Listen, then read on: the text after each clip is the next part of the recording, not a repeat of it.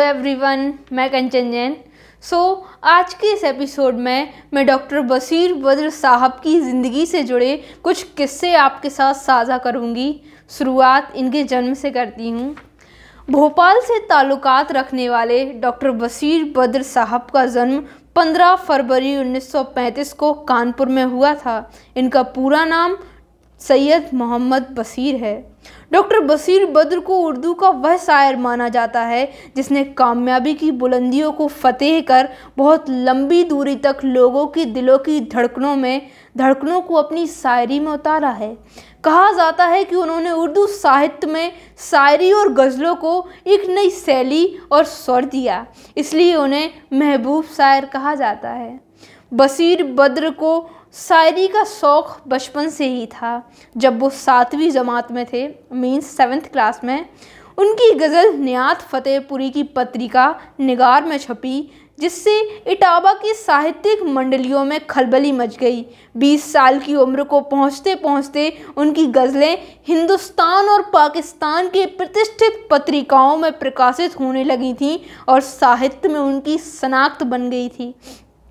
Doctor Bashir Badr ने 7 साल की उम्र से ही गज़ल लिखना शुरू कर दिया था, लेकिन 1980 के बाद उनकी रचनाएं बहुत चर्चा में आईं।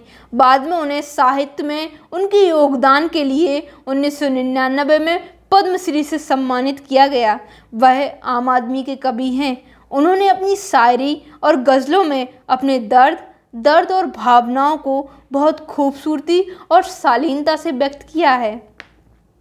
मई 1984 में जब वो एक मुशायरे के लिए पाकिस्तान गए हुए थे, उनकी बेगम शरीक अहात का देहांत हो गया। मोहल्ले वालों ने, जिनमें अक्सर गैर मुस्लिम थे, उनका अंतिम संस्कार किया। 1987 में मेरठ फसादत में उनका घर लूटकर जला दिया गया और यही वह समय था जब डॉक्टर बशीर बद्र साहब ने अपने दर्द को अपनी कलम से एक बहुत ही खूबसूरत शेर के रूप में लिखा था कि लोग टूट जाते हैं एक घर बनाने में, लोग टूट जाते हैं एक घर बनाने में, तुम तरस नहीं खाते बस्तियां जलाने में। एक घर बनाने में लोग टूट जाते हैं, एक घर बनाने में तुम तरस नहीं खाते बस्तियां जलाने में। वाह वाह, क्या कहना, वाह वाह वाह वाह। इसकी पूरी गज़ल सुनिएगा कि लोग टूट जाते हैं एक घर बनाने में, लोग टूट जाते हैं एक घर बनाने में, तुम तरस नहीं खाते बस्तियां जलाने में।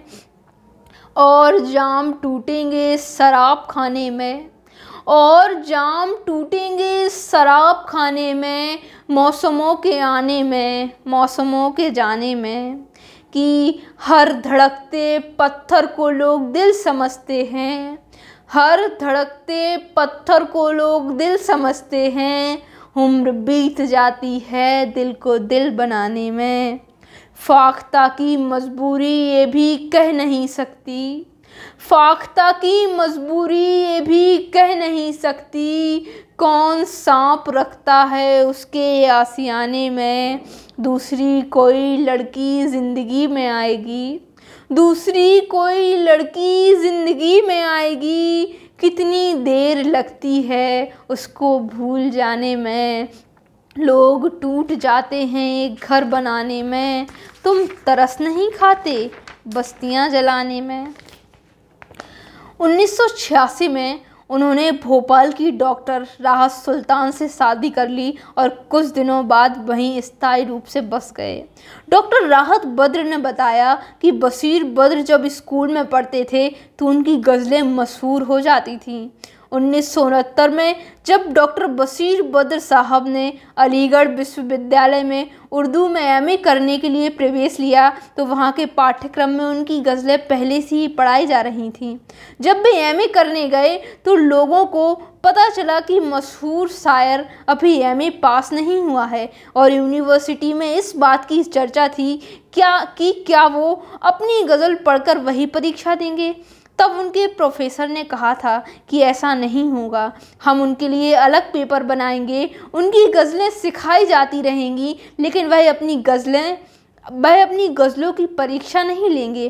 फिर उनके लिए एक अलग पेपर बनाया गया। बशीर बद्र ने पेपर दिया और टॉप किया। बाद में उन्होंने अलीगढ़ विश्वविद्यालय से ही पीएचडी की। डॉक्टर बशीर बद्र 56 साल से हिंदी और उर्दू में देश के सबसे मशहूर शायर हैं। दुनिया के 2 दर्जन से ज़्यादा मुल्कों में मुशायरे में शिरकत कर चुके हैं। ज़िंदगी की आम बातों को बेहद खूबसूरती और सलीके से अपनी गज़लों में कह जाना डॉक्टर बशीर बद्र साहब की खासियत है। उन्होंने उर्दू गज़ल को एक नया लहजा दिया। यही वजह है कि उन्होंने श्रोता और पाठकों के दिलों में अपनी एक खास जगह बनाई है। डॉक्टर बशीर बद्र आज उर्दू के सबसे बड़े शायरों में शुमार होते हैं। उनकी शोहरत और मकबूलियत का अंदाज़ा इस बात से लगाया जा सकता है कि उर्दू ज़बान के अलावा हिंदी ज़बान की जानने वाले लोग भी डॉक्टर बशीर बद्र की साहब की शायरी से बखूबी वाकिफ़ हैं। गालिब के बाद गैर उर्दू भाषी समुदाय में सबसे ज़्यादा मशहूर और लोकप्रिय शायर डॉक्टर बशीर बद्र जी हैं। उनके असार महज एक वारदात नहीं हैं, बल्कि एक कहानी बयां करते हैं जिस पर रूपक या प्रतीक की बारीक नकाब पड़ी होती है।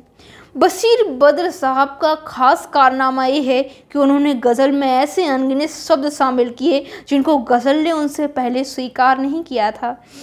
इस मुकाबले में बशीर बद्र की कामयाबी का राज ये है कि उन्होंने बोलचाल की ठेठ उर्दू को अपनाया। बशीर बद्र की गज़ल में शब्द व संवेदना की सतह पर ताजगी, सगुप्तगी, काव्यात्मकता और सौंदर्य है जो उनकी गज़ल को दूसरे शायरों से अलग करती है। उम्र बढ़ने के साथ साथ उनकी याददाश्त कमज़ोर होने लगी और आखिरकार वो सब कुछ भूल गए। उनको ये भी याद न रहा कि कभी उनकी शिरकत मुशायरे की कामयाबी की ज़मानत हुआ करती थी। मोहब्बत और सौंदर्य के शायर डॉक्टर बशीर बद्र साहब को मेरा नमन। इस सीरीज़ के माध्यम से अगर मैं डॉक्टर बशीर बद्र साहब की कुछ गज़लों को, कुछ नज़्मों को, कुछ शेरों और शायरियों को और उनके कुछ अल्फाजों को आप तक पहुंचा पाई हूं तो ये मेरे लिए बहुत ही सौभाग्य की बात है। डॉक्टर बशीर बद्र जी के अल्फाजों को, उनकी शेरों, शायरी, गज़लों और नज़्मों को सुनने के लिए और मुझे सुनाने का मौका देने के लिए मैं आप सभी का तहे दिल से शुक्रिया अदा करती हूँ।